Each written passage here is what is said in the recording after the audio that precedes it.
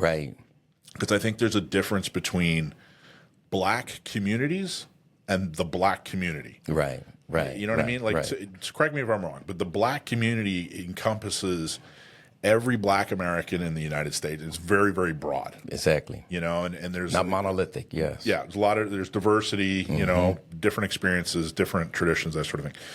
A black community would be like a neighborhood that's predominantly black in a city somewhere. Right. And so I want to make sure that when we talk about these specific black communities, we're not necessarily talking about the black community. Exactly. You know, you might have a totally different experience if you're black in San Diego. Right. So, exactly. According to WHYY, which is a news outlet, researchers at Texas Southern University, Delaware State University, Coppin State University, I hope I didn't get that wrong, Jackson State University, and Thurgood Marshall University conducted the study among black males between 15 and 24 who either recently owned or currently own firearms. And it was interesting, you know, if anybody, men, women, black, white, doesn't matter, but 15 to 24, it's really hard to own a firearm legally from 15 to 17. You know, there's a couple years there where it's like, how do they even get that? You know, but we'll talk more about exactly what they mean by gun ownership and as we get into the study more. Their study, which is titled Understanding the Perception of Place and Its Impact on Community Violence, depicts that many of the black males who participated felt they needed a firearm for protection after they witnessed or experienced gun violence in their neighborhoods. These events often led the participants to describe their cities in a negative light, most often using the terms, and man, these terms were crazy to me, Pastor. Yes. But direct quotes, this is how they described the cities they lived in. This isn't me or the researcher, you know. It's them. It's them. People, yeah. Yeah, it's the 15 to 24-year-old black males. This is how they describe their community. Murder town, treacherous, crazy, chaotic, and a war zone. Yes. The respondents also described an early introduction to gun violence, some as young as 10, and many of them had guns introduced to them by family members. Their decision to carry a gun though shaped by social media pressures, limited economic opportunity, limited role models, and easy access to firearms in their communities were not made lightly nor in a vacuum. So let's just start there. Let's talk about that. No matter how old I am, you know, 15 to 24 or 48. Right.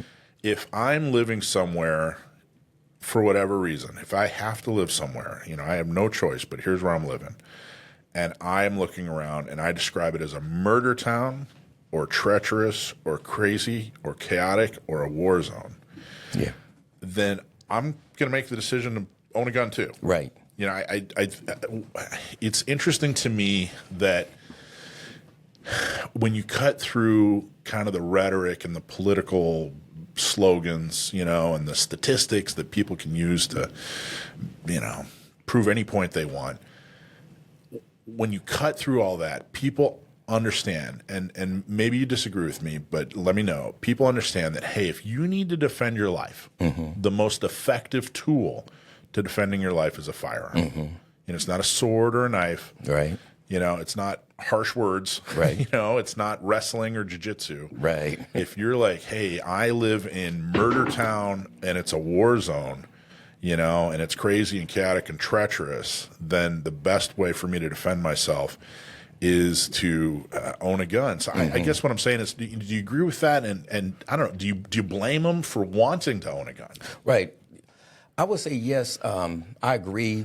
And, you know, from a personal perspective, on my personal self, I wouldn't do that, right? And I could share later why I wouldn't do it. But I understand why folks in the black community, especially in these pockets where there's a lot of violence that's happening, where they would get a gun to feel safe, right? I have friends that legally have guns. My son-in-law, he possesses a gun. He can conceal and all of that, right? Yeah. And he goes places with me a lot of times. I don't know if he's packing or not, but at the same time, so I know that, in our community, people have these guns, right? But they have them legally.